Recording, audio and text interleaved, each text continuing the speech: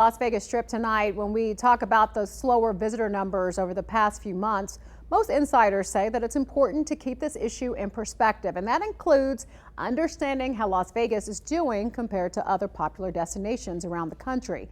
News 3 Steve Wolford is live in downtown Las Vegas with an in-depth look at this part of our Las Vegas reality check on tourism. And Steve, you had a chance to talk with an expert about the big picture when it comes to tourism. What did you learn?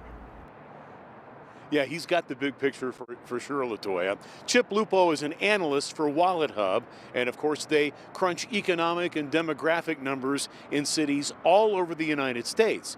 And compared to big tourist destinations like San Diego or Orlando, the slump in Las Vegas is not the slumpiest slump in the nation. What happened in 2020?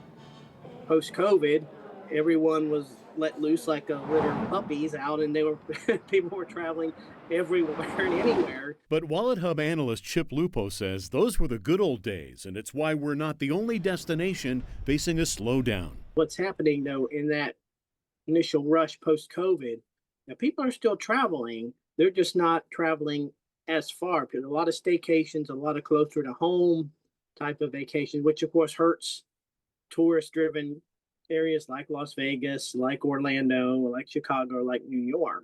So if tourism is down every place, where does Las Vegas stand in the pack of destination cities? Lupo says, based on WalletHub research, it's pretty moderate compared to some of these high dollar destinations like San Francisco, LA, Orlando, New York. JC and Tetlang, visiting from San Diego, agree. What is it like compared to, say, if you took a trip to LA, price-wise?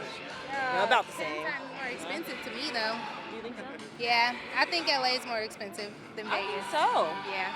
I mean, I have family in LA, so I don't have to pay for where I stay, but to me, it's more expensive if I had to pay where I stay.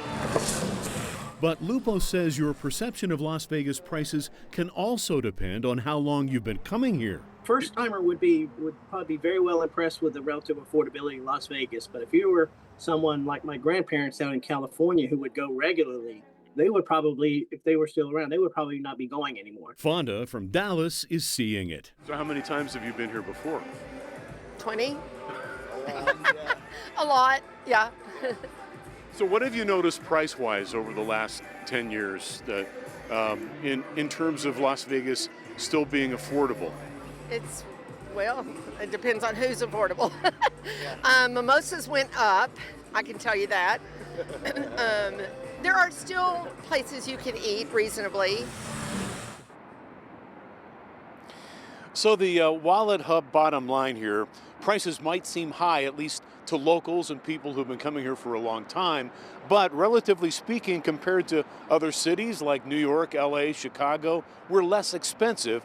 And here's something encouraging. Lupo says domestic travel has stabilized and it's slowly growing, and they are projecting growth of about 2%, and that translates into $895 billion travel dollars. LaToya, back to you. Yeah, we want every single one of those dollars. So what did Chip say about the drop in international tourism, especially from places like Canada, for example? Well, WalletHub, like all of us, they've seen a steep decline in travel coming in from Canada. Overall right now, this is kind of interesting. He says the U.S. is running a $70 billion travel deficit, meaning more Americans are traveling overseas than foreigners are coming here, and that's a $70 billion difference right now. Wow, so some huge numbers, and like I said, hopefully we'll get some relief soon. That WalletHub analysis says that the ongoing government shutdown could actually start having an impact on tourism in the coming days and weeks. That's if it drags on. And one reason is the impact on air travel, which is how a large number of visitors arrive here to Las Vegas. The federal shutdown could also have an impact on funding for all of the nearby parks, which are another big reason why a lot of tourists would like to come here to Las Vegas. And it means that a lot of Americans will have less money to spend as well on a trip. It's also kind of worsening this tourism crisis, particularly the longer it drains, the longer it goes on, because it is draining about $1 billion a week from the travel economy. It's disrupting air travel, border processing, and then, of course, access to national parks. Now we're estimating that this shutdown is going to cost the economy probably about $400 million a day, probably more the longer it goes on.